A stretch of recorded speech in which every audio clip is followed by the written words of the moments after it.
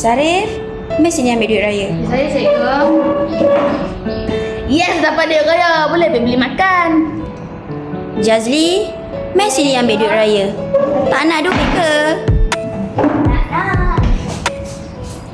Hari Raya Jazli. Selamat Raya. Terima kasih cikgu.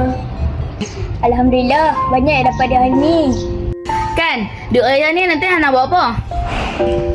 Aku nak simpan. Sebab aku nak sambung belajar nak jadi doktor. Jadi doktor?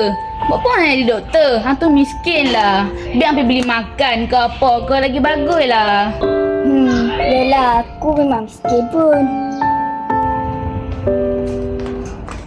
Assalamualaikum, Mak. Waalaikumsalam. Dah balik dah anak mak ni. Mai sini, tolong mak ni pakai. Ni kenapa muka masam sangat ni? Ni okey tak? Li okey. Tapi Li nak bagi duit raya Li kat Mak ni. Ya? Apa ni Li? Tu kan duit raya Li.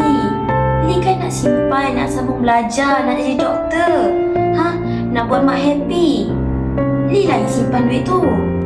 Apalah Mak, Mak ambil lah. Li pun kesian lah tengok Mak kerja nak bagi kita makan. Lagipun Zarif kata Li ni miskin, tak layak jadi doktor.